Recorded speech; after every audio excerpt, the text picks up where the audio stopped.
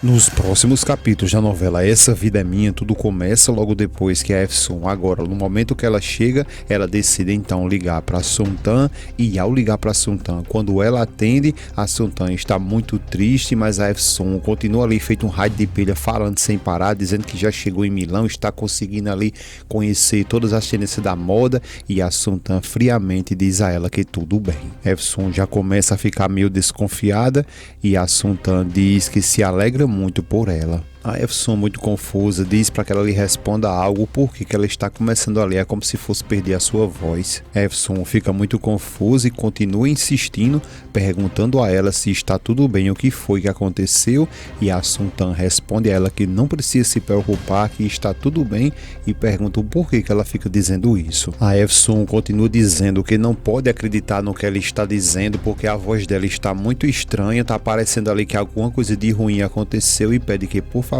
que ela diga a verdade e o que é que está acontecendo. A Suntan continua dizendo a ela que por Alá não aconteceu nada, que ela está muito bem, e pede que por favor que ela solucione e procure resolver os problemas dela, porque ela, a Suntan, está muito bem e ela pode confiar nela. A Efsun diz que então nesse caso ela pode ligar para ela depois e pergunta se está tudo bem. A Suntan diz a ela que sim, que tudo bem, que manda beijos para ela, e a Efsun diz então tá bom, depois eu te ligo, e desliga o telefone, mas fica meio desconfiada. Enquanto isso, com a Suntan, ela começa a se lembrar de tudo que a Sevri disse para ela, que ela não merecia ser a mãe da Sinep, que a mão dela estava toda melada de sangue, que ela era uma maldita delinquente, e continua ali se lembrando de todas as palavras que saiu da boca da Sevri e fica ali muito mal. Ela começa a se lembrar ainda mais logo depois que a Sevri começa a dizer que a Efsun é uma mulher muito mal, que enganou o Arda e ainda fez gravar ali um vídeo, e aquele maldito do Salim ainda se embriagou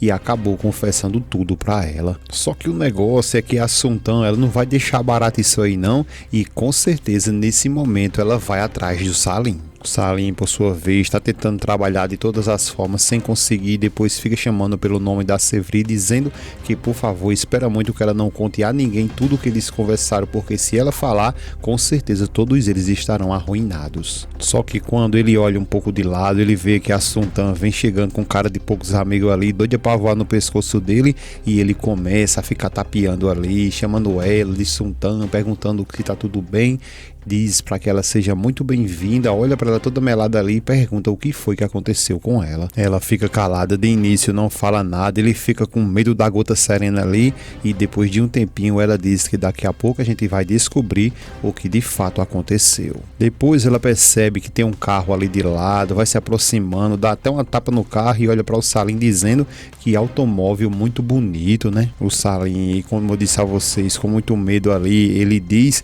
que esse carro é de um cliente que já terminou ali tudo que tem para fazer nele e que vai entregar ainda hoje. Ela depois olha para o Salim, diz que ele é um dos mais idiotas de todos os homens. Ele fica calado e ela continua dizendo coisas com ele, e ainda diz que ele é um tremendo de um imbecil. Ele agora já começa a perceber que a Suntan, ela está sabendo de alguma coisa, mas ele fica ali calado, e ela começa a questionar ele agora o porquê, que ela queria saber bem direitinho como é que ele foi capaz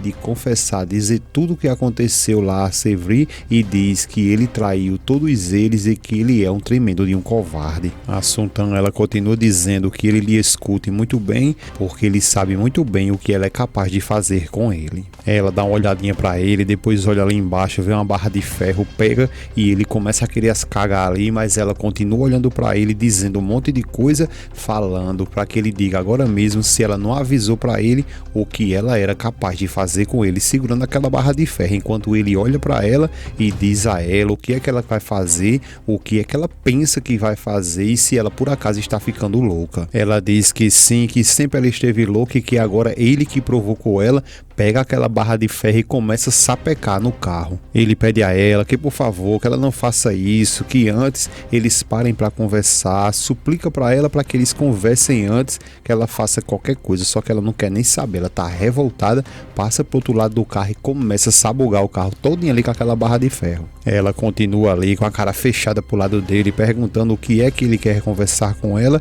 e ainda questiona se o que ele quer falar com ela, se é por acaso ele apenas vai dizer que ele se embriagou ali e confessou tudo a Sévry, porque isso ela já sabe, e continua ali macetando o carro. Ele pede a ela que por favor que ela não faça isso, que já basta, e ela continua dizendo que ele é um homem muito imbecil e muito indecente, e continua ali quebrando o vidro do carro, sapecando o carro por tudo quanto é canto. Ela continua dizendo que ele é um maldito, pergunta se isso não dá vergonha nele e se nem muito menos ele se arrepende. Ele pede a ela que por favor que ela não faça isso, porque a Sévry não é nenhum estranha e que ele mesmo pode falar com ela e ela não vai contar nada pra ninguém. Pede que por favor que ela pare, que ela se acalme. Ela diz a ele, perguntando na realidade se isso é sério, se ele acha mesmo que ele vai conseguir fazer isso, diz que ele é um maldito e continua quebrando o carro todo. Ele fica calado porque não sabe nem o que fazer mais para tentar conter ela, mas ela continua dizendo para ele se ele sabe muito bem que a Sévry ela foi justamente atrás da Ganymede para falar tudo que ele acabou ali falando e continua chamando ele de covarde. Ela continua dizendo para ele se ele já parou para imaginar se ela perder a filha dela por causa dele, se ele pelo menos sonha no que é que ela vai fazer com ele. Ele diz que sim, que sabe muito bem que ela acabará com ele. Ela diz que sim, que é exatamente isso, e pergunta se ele sabe o que é que ela também vai fazer com a Ganymede, e ele continua dizendo que também vai fazer a mesma coisa que fará com ele, e ela continua confirmando que sim e continua também quebrando o carro. Salim continua sem saber o que fazer e a Sultan continua ali gritando bastante e continua ali sapecando o carro todinho, dizendo que vai acabar com todo mundo. O Salim começa a querer até chorar ali, pedindo a Sultan que por favor que isso já basta, então ela solta aquela barra de ferro, dá até uma goipada nele e depois ela vai embora. Já com a Sévry, justamente foi o que ela fez, foi lá, contou toda a verdade a Ganymede, que vem toda agoniada ali, e a Sévry chamando ela, dizendo que por favor que ela pare, se sente que elas precisam conversar, só que ela, a Ganymede, está muito agoniada e aflita logo depois de ter descobrido toda a verdade. A Sévry pede a ela que por favor que ela se sente um pouco ali, até lamenta ter falado tudo isso para ela, e a Ganymede diz para ela que ela já sabia que ela, a Sultan, era uma mulher muito ruim. Nesse momento o telefone da Sévry toca quando ela olha ver que é o Salim, mas desliga na cara dele, e a Mustafé pede a Ganymede que por favor que ela não faça isso, que ela não fique ali sofrendo desse jeito, porque pode acontecer alguma coisa contra ela. Ela fala que a saúde dela já não aguenta mais ela ficar desse jeito, e que se soubesse que ela ia ficar desse jeito, elas não teriam contado nada para ela. A Sévry continua dizendo também que se soubesse que ela ia ficar assim, não teria contado nada para ela. A Ganymede questiona então o que é que elas pensavam que iria fazer. Se elas não tivessem contado isso para ela, iria mesmo deixar a sua amada filha lá na mão dessa mulher? A Sévry diz a ela que por favor que ela se acalme, que lhe escute e preste bem atenção no que ela vai dizer, e que pode jurar por Alá que ela vai resgatar, vai trazer de volta a sua Zeynep. A Ganymede agradece a ela e diz que sim, que elas vão fazer exatamente isso, e que vão atrás da filha dela, e que de forma nenhuma eles podem permitir que ela fique na mão daquela mulher, e elas têm sim que trazer de volta a sua Zeynep. Ela continua muito amargurada, dizendo que sim, elas têm que fazer aquilo, salvar a sua Zeynep de toda essa gente mal que rodeia ela. Ela depois se levanta dizendo revoltada que se for possível ela vai na polícia, vai dizer tudo o que aconteceu e vai confessar toda a verdade o que esse povo fez. A Sévry diz a ela que já nesse caso aí ela está cometendo um equívoco, que ela não pode ir na polícia, porque se for ela vai prejudicar tanto ali o Salim também o Arda. Ela continua pedindo que por favor, que pede muito a Alá que ela não faça isso que ela está querendo fazer, e para que eles não possam cair lá na prisão, e pede que por Alá que ela não faça isso. A Ganymede diz que não, que na realidade eles precisam todos eles ser castigados, todos eles que fizeram isso com a sua querida filha, eles precisam ali pagar com o pior castigo que tiver. Ela continua dizendo que essas pessoas maus que fizeram tudo isso contra a sua Zeynep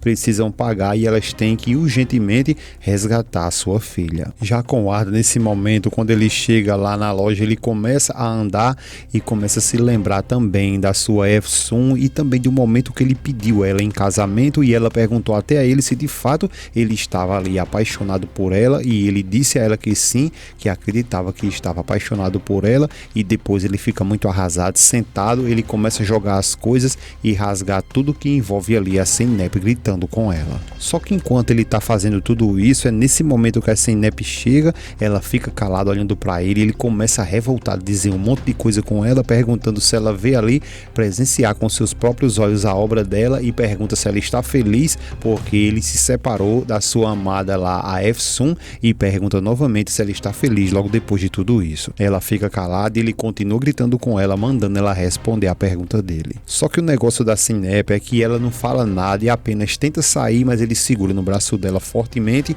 e ela grita com ele dizendo que solte ela agora mesmo porque ele está machucando ela, e ele diz que não quer nem saber porque o coração dele também está machucado e pergunta se ela acha mesmo que um dia ele poderá perdoá-la. Ele continua pressionando ela ainda mais, coloca ela de canto de parede, dizendo que ele perdeu a sua metade por causa dela, perdeu a pessoa que ele mais ama por culpa das ações dela. Ela fica calada e ele continua questionando ela se ele mesmo não mencionou para ela, confessou tudo para ela o quanto que ele amava a Evson e ela acabou deixando ele por causa dela. Ela fica calada e ele continua gritando com ela, dizendo que a sua Evson já não está mais ali e se ela agora está satisfeita. Ela também agora começa a gritar com ele, perguntando que se ele ama tanto ela, então o porquê que ele seguiu ali atrás dela, lhe mandando mensagem, ligando para ela e pergunta a ele o porquê. Ele fica calado e ela continua gritando com ele, dizendo que ele responda tudo para ela e pergunta o porquê que ele fica calado e ele mesmo não falou que amava ela. Ele fica em silêncio, não fala nada e agora é a vez dela ali começar a gritar, dizendo a ele que ele mesmo disse que amava ela e por que ele fez isso agora contra ela. Ele começa a dizer um monte de coisa com ela e diz que não sabe como vai fazer, mas que ela vai deixar eles dois em paz, isso ela vai fazer. E ela começa a ficar revoltada, dá umas tapas nele, lhe empurrando e depois vai embora, deixando o Arda ali sem saber nesse momento o que fazer.